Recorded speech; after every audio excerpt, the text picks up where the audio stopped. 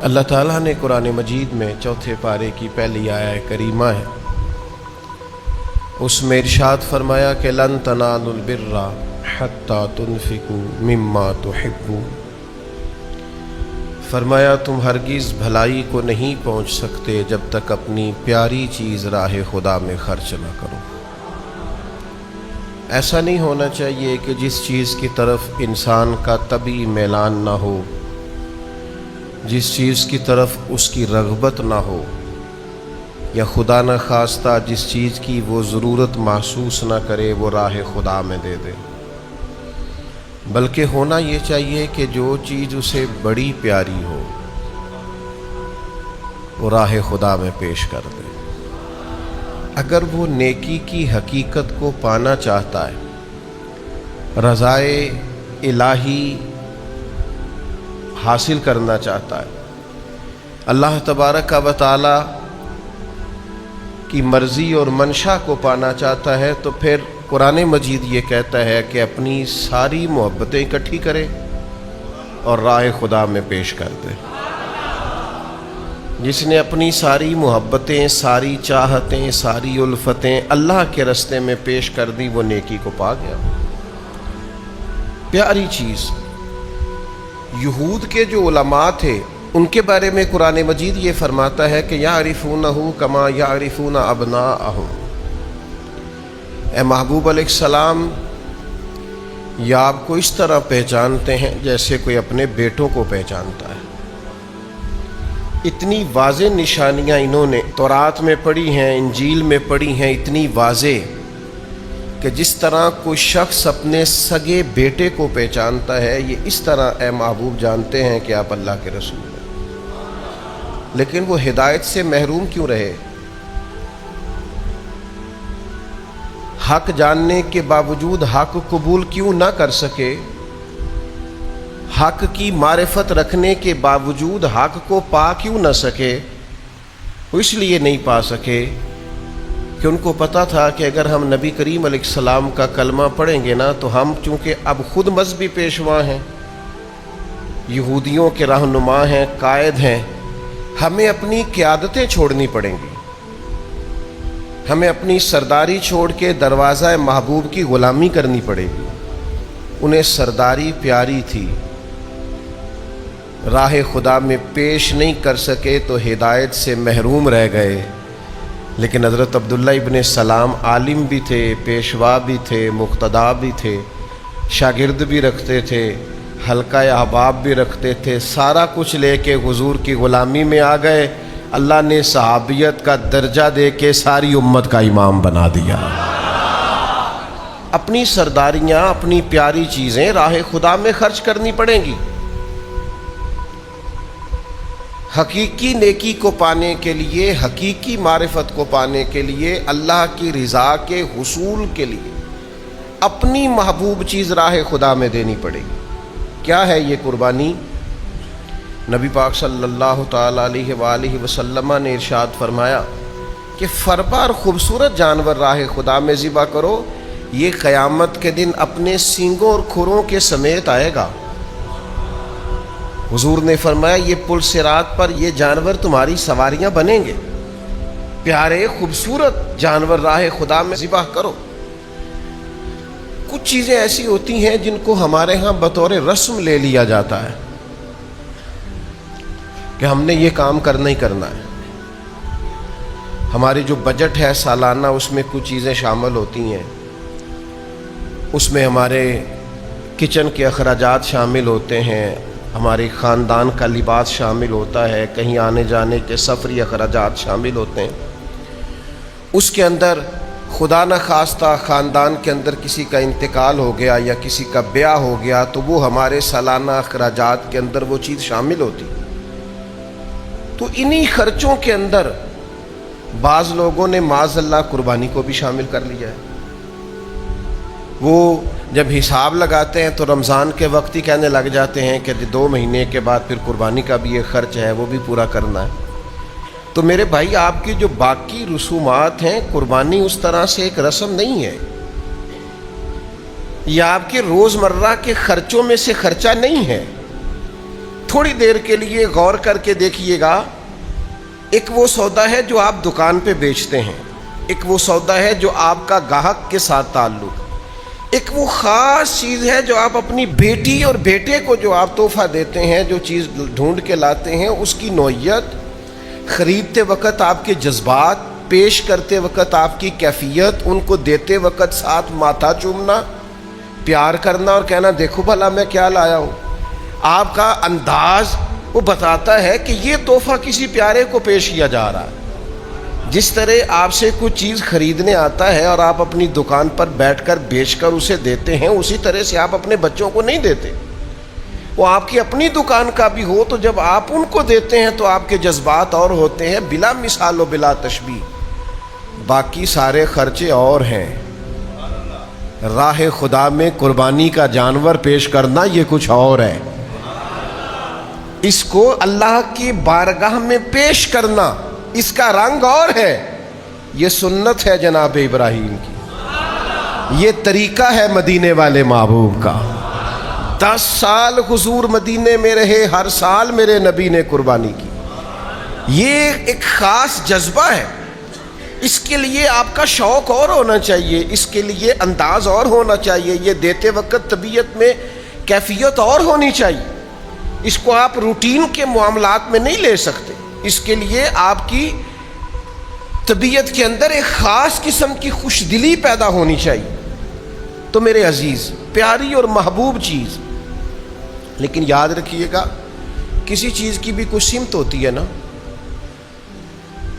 آپ نے وضو کرنا ہے تو پانی چہرے پہ بہانا ہے، آپ کو غسل کرنا ہے تو پانی جسم پہ بہانا ہے، آپ کو حج عمرہ کرنا ہے تو سفر کرنا ہے بیت اللہ شریف کا، نبی کریم علیہ السلام کے روضہ نور کا، کوئی بھی نیکی کرنی ہے تو اس کی سمت ہوتی ہے۔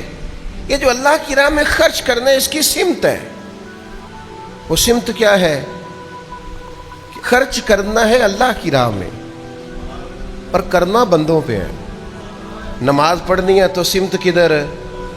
نیکی کی سمت ہے نا، کہ یہ انداز ہے نیکی کا۔ آپ نے اللہ کی راہ میں خرچ کرنا ہے تو بھلا کیا معنی ہے اس کا؟ خرچ اللہ کی راہ میں کرنا ہے، پر کرنا کس پہ ہے؟ بندوں پہ۔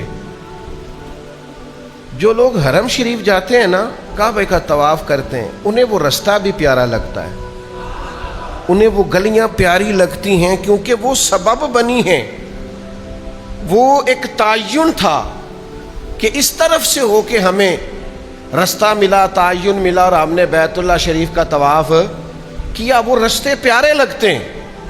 آپ مسجد کی طرف چل کے جاتے ہیں، مسجد پیاری لگتی ہے، کیوں کہ یہاں آ کے جماعت سے نماز پڑھتے ہیں، 1 پر 27 کا ثواب ملتا ہے۔ تو آپ نے رضا اللہ کی حاصل کرنی ہے، خرچ غریب پہ کرنا ہے۔ وہ غریب پہ خرچ کر کے رضا اللہ کی ملے گی تو اس کا مطلب یہ ہوا کہ جس رستے پہ چل کے رب ملے نا، وہ رستہ پیارا لگتا ہے، تو لہٰذا جن غریبوں کو دینا ہے پھر وہ غریب بھی پیارے لگنے چاہیے، وہ پیارے لگنے چاہیے کہ یار یہ دیکھو نا، ان کی وجہ سے مجھے اللہ کی رضا مل رہی ہے۔ اور اس لہجے کی حدیث دوسری شاید کتب حدیث میں موجود نہ ہو، اس طرز کی، اس لہجے کی، اس انداز کی روایت۔ یہ صحیح مسلم میں حدیث موجود ہے، نبی پاک علیہ السلام نے فرمایا، رب قیامت والے دن فرمائے گا میں بھوکا تھا تو نے مجھے کھانا ہی نہیں کھلایا۔ اوئے ہوئے، میں نے کہا اس مزاج کی دوسری روایت ہی نہیں ملے گی۔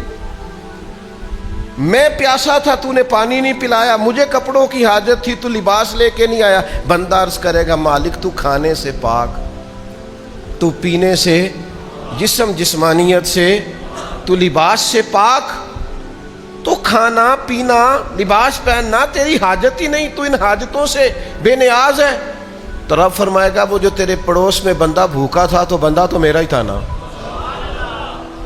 وہ جو تیرے پڑوس میں بندہ پیاسا تھا تو بندہ تو میرا تھا، وہ جس کو حاجت لباس تھی تو بندہ تو پھر اقبال بول پڑے، کہنے لگے خدا کے بندے تو ہیں ہزاروں، یہ بنوں میں پھرتے ہیں مارے مارے، میں اس کا بندہ بنوں گا جس کو خدا کے بندوں سے پیار ہوگا۔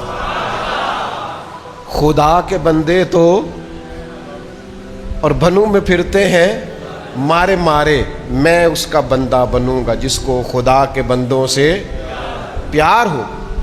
تو غرباء پہ خرچ کرنا ہے، مساکین پہ خرچ کرنا ہے، حصول اللہ کی رضا کا ہوگا. لیکن آپ کو انفاق فی سبیل اللہ کرنے کے لیے، اس تقوی کو پانے کے لیے جس رستے کی ضرورت ہے وہ رستہ غریبوں کی محبت کا رستہ ہے، مساکین کی محبت کا رستہ ہے. اور پھر جب خرچ کرنا جو ہے، ایک کام کرنا جو ہے، تو میں نے کئی دفعہ آپ سے عرض کیا ہے، تنگ آ کے بھی کام ہو ہی جاتا ہے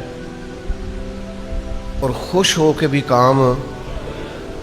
تنگ آ کے بندہ کرے تو تھک جلدی جاتا ہے، خوش ہو کے کرے تو تھکاوٹ سکون میں کر لیتا ہے. کام وہی ہے، آپ اس کا مزہ لے کے کریں، آپ اس کا سرور لے کے کریں، آپ اس کا ذائقہ لیں. آپ کا کام آپ کا شوق بن جائے، آپ کا کام آپ کی لگن بن جائے. وہ تھکائے گا نہیں، وہ لطف دے گا.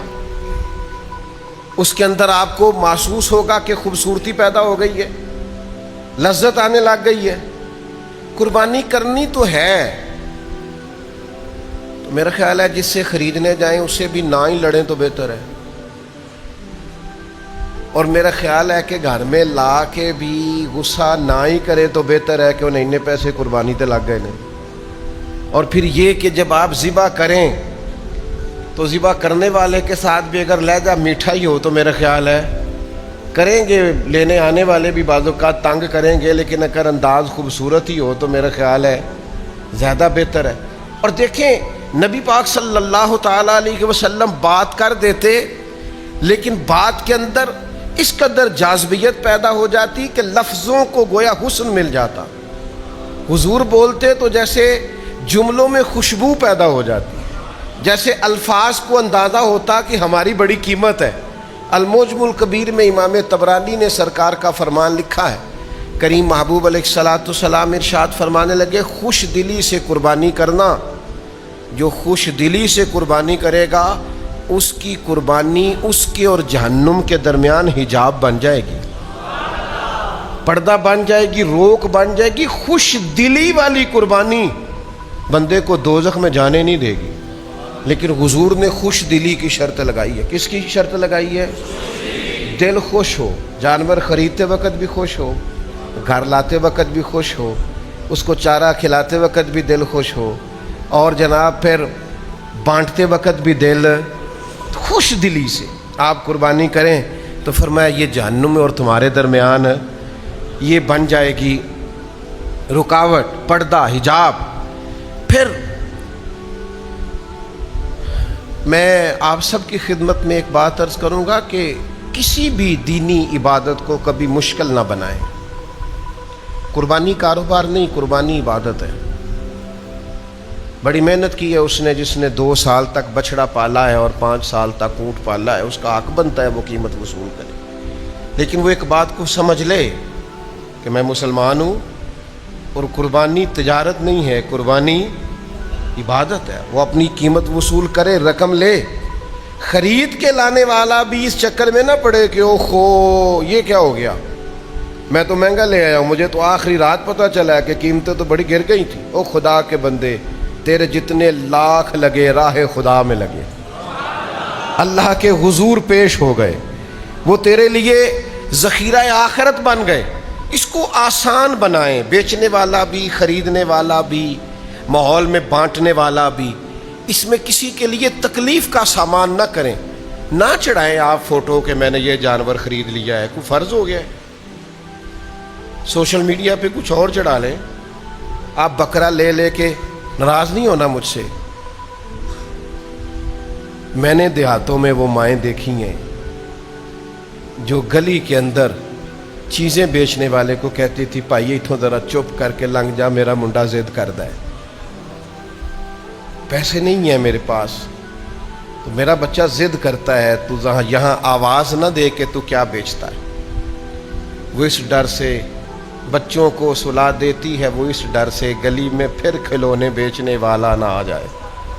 تیری سوشل میڈیا پہ چڑھی ہوئی تصویر اگر کسی غریب اور مجبور باپ کو کٹہرے میں کھڑا کر دے اور اس کا نہ سمجھ بیٹا اور نہ سمجھ بیٹی اور چھوٹا بیٹا اور چھوٹی بیٹی اس کا پلو پکڑ کے پوچھیں کہ ابا جی ہم نے قربانی کیوں نہیں لی؟ میں نے بھی فوٹو بنانی تھی، تو مہربانی کرو نا ذرا، مشکل تو نہ کرو دوسروں کے لیے۔ میں نے پچھلے سال کہا تھا پوچھتے کیوں ہو کسی سے کہ قربانی لی ہے کہ نہیں۔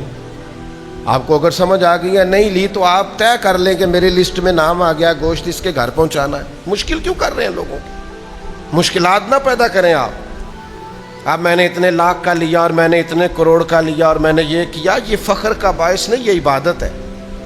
اور عبادتیں زیادہ اجر اس وقت دیتی ہیں جب چھپی ہوئی ہو، بندے کو پتہ ہو یا اللہ کو پتہ ہو۔ ہاں میں ایسے لوگوں کو جانتا ہوں، قربانی ان کی ہوتی ہے، بندی کسی اور کے ڈیرے پہ ہوتی، ذبح کہیں اور ہو رہی ہوتی، وہ کوشش کرتے ہیں کہ کسی کو خبر نہ ہو۔ تو میرے بھائی اس کو کسی قسم کی مشکل کا ذریعہ۔ ایک چھوٹی سی بات اور بھی ہے، آپ کو پتہ ہے کسائی کو بڑی جلدی ہوتی ہے عید والے دن، اور ہمیں بھی بڑی جلدی ہوتی ہے کہ پہلے میرا نمبر پہلے۔ میرا خیال ہے عید کا سارا دن جھوٹ بول کے نہیں گزارنا چاہیے۔ وہ کہے میں آیا اور آپ کہیں کتنی دیر میں، تو آپ کو بھی پتہ ہے کہ اگر اس نے کسی جگہ اور بھینسا یا بچڑا گرا لیا ہے تو وہ جلدی فارغ ہونے والا۔ ہم کیا کرتے ہیں، بعضوں کا جھوٹ کی دنیا آباد کرتے ہیں۔ کسائی کو جلدی ہے، آپ کے گھر ہی نہیں آیا، اس نے آپ کے بعد بھی 2 جگہ پہ جانا ہے۔ اب سنو حدیث، مستدرک میں حدیث موجود ہے، نبی کریم صلی اللہ تعالی علیہ وسلم گزرے تو ایک شخص نے بکری کی گردن پر پیر رکھا ہوا تھا اور چھری تیز کر رہا تھا، اور یہ میں نے اپنی آنکھوں سے کرتے ہوئے دیکھا ہے۔ کسائیوں کو جانور کو سارے پکڑ لیتے ہیں اور پھر وہ چھری تیز کرنے لگتا ہے۔ مستدرک کے اندر حدیث موجود ہے، اس نے جانور کے گردن پر پیر رکھا ہوا ہے اور چھری تیز کر رہا ہے۔ حضور تشریف لے آئے، نبی پاک علیہ السلام نے فرمایا تم اسے بہت ساری موتیں دینا چاہتے ہو، کئی موتیں دینا چاہتے ہو اسے، چھری کہیں اور تیز کر، اس کی آنکھوں کے سامنے نہ کر، اور سارا انتظام مکمل کر، تو پھر بسم اللہ اللہ اکبر کہہ کے اسے ذبح کر۔ لیکن وہ چونکہ جلدی بڑی ہے، چونکہ یہاں سے وہاں بھی جانا ہے، پھر وہاں سے آگے بھی جانا ہے، تو بھئی شریعت نے 3 دن دیے،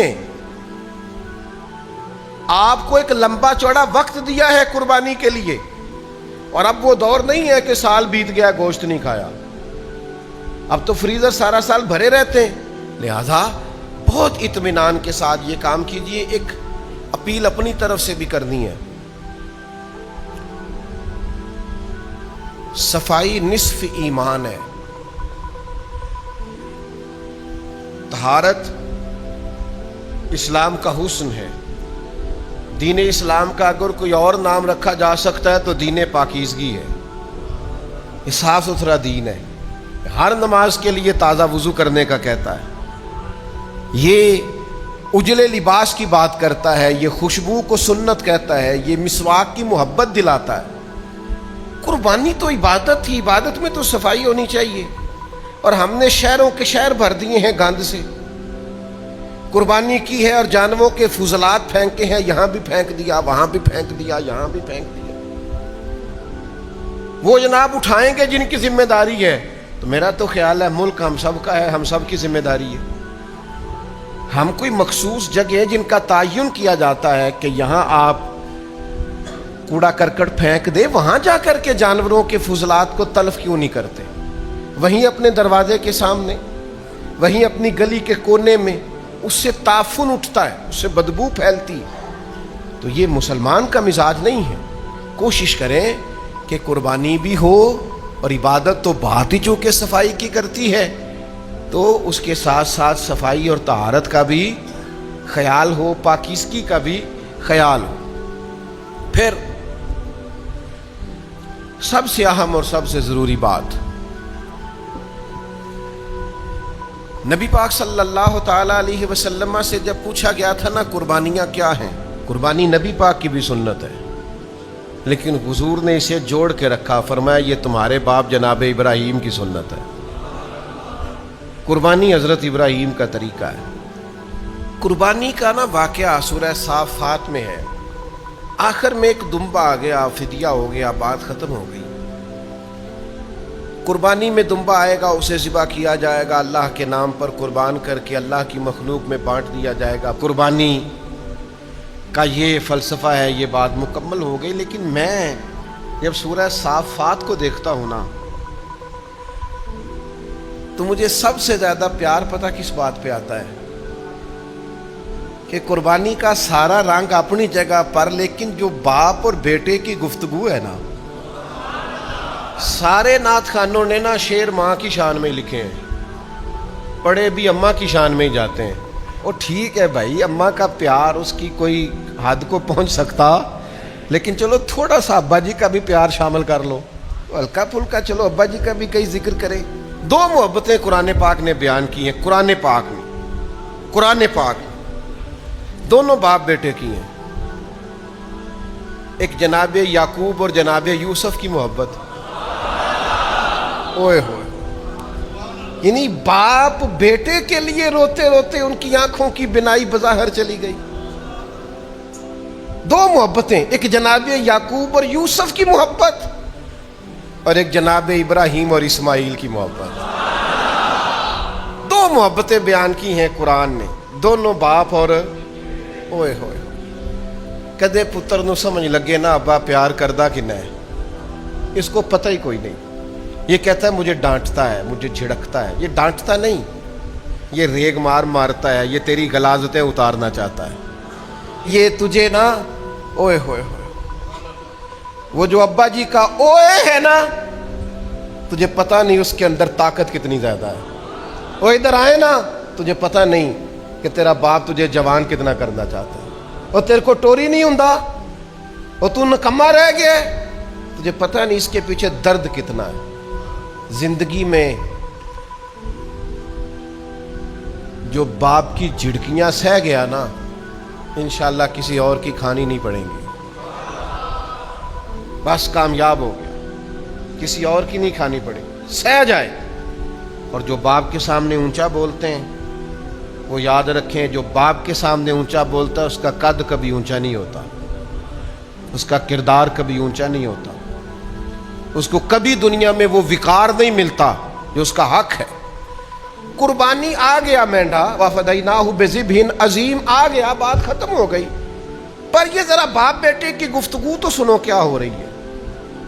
اے ذرا پیو پتر دیاں گلاں، سورہ صافات، باتیں اتنی پیاری تھیں باپ اور بیٹے کی کہ اللہ نے قرآن میں ذکر فرما دی۔ یعنی اللہ کہندے تو انہوں میں نہ دساں پلا دو میں گلاں کی کر دے سن، دو بندے پوچھتے نا اتنے کی گلاں ہو رہی ہیں سن، میں ادھر کیا باتیں چل رہی تھیں۔ اللہ کہتا ہے میں بتاؤں ابراہیم اور اسماعیل کی باتیں کیا تھیں۔ یہ سورہ صافات، کبھی اس کا مزہ لینا، مجھے تو خیر بڑا لطف آتا ہے، میں جب بھی پڑھتا ہوں، ہر سال پڑھتا ہوں، کئی بار پڑھتا ہوں، مزہ لیتا ہوں۔ یہ سورہ صافات ہے، 23واں پارہ ہے، 100 نمبر آیت سے بات شروع ہو رہی۔ اللہ کہتے ہیں پہلے تو ابراہیم نے دعا مانگی۔ چلیں اپنے لفظوں میں بات کرتے ہیں، منتا مرادانہ پتر لیا، منتا مرادانہ۔ پرانے وڈیرے آندے سن تانوں کو منتا مرادہ منگنیاں پیندیاں نا تے بالاں دی قدر ہوندی۔ پہلے تو حضرت ابراہیم نے دعا مانگی، کہا ربی ہب لی من الصالحین، الہی مجھے بھی صالح اولاد عطا فرما۔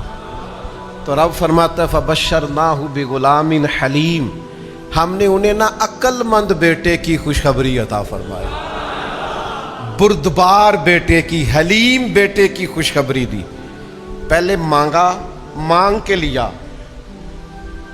فلما بلغ معہ السعی، اور پھر جب وہ ساتھ سعی کرنے کے قابل ہوا نا، دوڑ دھوپ کرنے کے قابل ہوا، ساتھ کام کاج کرنے کے قابل ہوا، ان میں نو پتر رل پیا ہے، اب بیٹا آ گیا ہے، اب خیر ہے، بچے بڑے ہو گئے۔ فلما بلغ معہ السعی، قرآن شی پڑھ رہا ہوں۔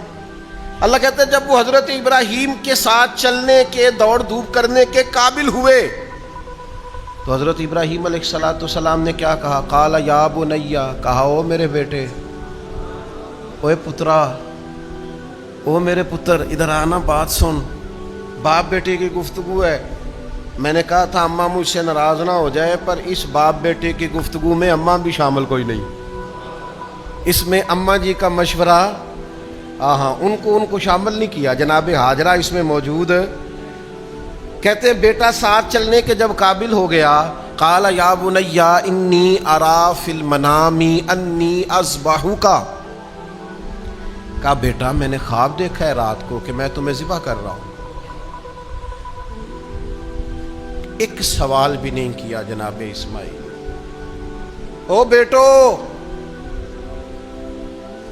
اللہ کا قرآن ایک سوال بھی نہیں پوچھا. یہ بھی نہیں پوچھا ابا جی خواب کی تعبیر کیا ہے. ابا جی مثلا نبی کو خواب آئے تو کیا ہوتا ہے؟ کیونکہ حضرت اسماعیل جانتے تھے میرا باپ نبی ہے اور نبی کی خواب وحی الہی ہوتی ہے. کوئی تفسیر نہیں پوچھی. کہا میں نے خواب دیکھی ہے انی اذبحک فانظر ماذا تری، تیری کیا رائے ہے پتر، پھر کیویں کریے، تیری کیا رائے ہے؟ کیا کہا جواب؟ قال یا ابت افعل ما تؤمر. میں اس کا ترجمہ نہیں کر سکتا، میرے فہم سے، میری سمجھ سے، میرے ادراک سے باہر ہے. وہ کہتے ہیں میں نے خواب دیکھی ہے میں ذبح کر رہا ہوں. کہنا چاہیے تھا ابا جی کر دیں ذبح. جواب یہ ہے، کہا یا ابت افعل ما تؤمر. ابا جی نرا ذبح نہیں، رب جو کہتا ہے آپ وہ میرے ساتھ کریں، جو حکم ہوتا ہے کریں، چاہے ذبح کریں چاہے جلا دیں، چاہے ذبح کریں چاہے ٹکڑے ٹکڑے کر دیں، جو دل میں آتا ہے. یاری جو تیری سونا ہے تے پھر ازمائشاں بھی تیریاں اگ. یہ سونا پرکھیا جامد ہے، پہلو نہ لگاں دے لگ. ٹھیک ہے، یا ابت افعل ما تؤمر. جو رب کہتا ہے، جو حکم ہوتا ہے آپ میرے ساتھ کریں. ستجدنی انشاء اللہ من الصابرین، مجھے آپ انشاءاللہ صبر کرنے والوں میں سے پائیں گے. اچھا پھر اللہ کیا کہتا ہے؟ فلما اسلم وتلہ للجبین. فرمایا دونوں باپ بیٹا حکم ماننے کو تیار ہو گئے اور باپ نے بیٹے کو پیشانی کے بل لٹا لیا. یعنی پوری تیاری ہو گئی، چھری آ گئی، سامان مکمل ہو گیا. اچھا یہ میں نے کہا قربانی کا فلسفہ اپنی جگہ پر، جو گفتگو ہے نا باپ بیٹے کی، یہ جو چند جملے ہیں ان کی رعنائی دیکھیں. کہ جو حکم ہوتا ہے کریں. فلما اسلم وتلہ للجبین، اللہ کہتا ہے وہ تیار ہو گئے تھے دونوں، انہوں نے پیشانی کے بل لٹا لیا تھا، وہ تیار ہو گئے تھے. ونادیناہ ان یا ابراہیم، ہم نے ندا دی، ہم نے آواز دی. حضرت جبریل کو نہیں بھیجا یا اللہ؟ فرمایا نہیں میں نے ندا دی. خدا خود میر مجلس بود، ہم نے ندا دی. کیا ندا دی؟ قد صدقت الرؤیا، اے ابراہیم آپ نے تو خواب سچا کر دکھایا. انا کذالک نجزی المحسنین، ہم اسی طرح صلہ دیتے ہیں نیک لوگوں کو. ابھی آپ نے تفسیر سمجھنی ہے تو اور مزہ آنا آپ کو. ہم اسی طرح صلہ دیتے ہیں نیک لوگ. یا اللہ صلہ کیا ہے؟ صلے تو قیامت میں ملنے ہیں، صلے تو آگے. یہ صلہ کیا ہے تو سن لو نا.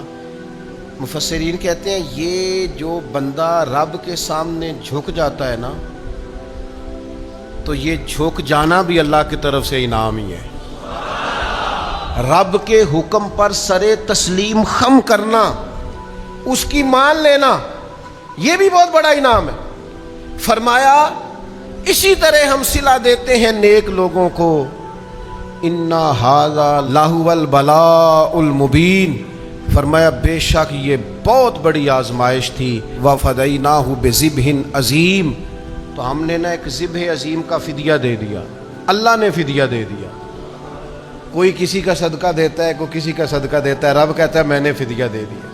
ایک دمبا بھیج دیا. وترکنا علیہ فی الآخرین، اور بعد والوں میں سے باقی رکھا. قیامت تک اس کا ذکر ہوتا رہے گا. یہ بعد والوں میں ہم نے اس فدیے کو، اس جانور کے ذبیحہ کو، پیچھے کیا ہے باپ اور بیٹے کی حسین گفتگو۔ اگلی جو آیت ہے نا، اس نے اس سلے کو اور مضبوط کر دیا، فرمایا ہم نے بعد والوں میں اسے باقی رکھا اور فرمایا سلام علی ابراہیم، سلام علی ابراہیم۔ کائنات کا مالک رب کہتا ہے سلام ہو ابراہیم پر، سلام ہو ابراہیم پر، سلام ہو۔ کوئی دیتا ہے نا کسی کو 21 توپوں کی سلامی، کوئی دیتا ہے نا کسی کو گارڈ آف آنر، کوئی دیتا ہے نا کسی کو کسی رنگ میں سلامی۔ اللہ کا قرآن کہتا ہے سلامی ہو جناب ابراہیم کے لیے، اس لیے کہ اللہ کے حضور سر تسلیم خم کرنا یہ اصل کامیابی۔ میں آپ کی خدمت میں عرض کروں، قربانی بھی رب کا نام ماننے کا نام ہے، اس کا حکم ماننے کا نام ہے۔ تھوڑی سی للہیت اور قلبی کیفیت اس لحاظ سے مضبوط کریں۔ پہلے بھی مسئلہ عرض کیا تھا، پھر عرض کرتا ہوں، قربانی کا سارا گوشت گھر میں کھانا جائز ہے، آپ کے بچے زیادہ ہیں سارا کھا لیں، پر جس طرح سارا گھر کھانا جائز ہے نا، اس طرح سارا بانٹ دینا بھی جائز ہے۔ یعنی اپنی مرضی کا جائز ہمیں قبول ہوتا ہے، دوسرے والا بھی سارا بانٹتے ہیں آپ، کوئی عرض والی بات نہیں۔ میں پھر بار دیگر آپ کی خدمت میں یہ عرض کروں گا، للہیت سے، خلوص سے اور اللہ کی بارگاہ میں نہایت عاجزی کے ساتھ قربانیاں پیش کریں۔ اللہ تبارک و تعالی ہر ایک کی قربانی اپنی بارگاہ میں قبول کرے۔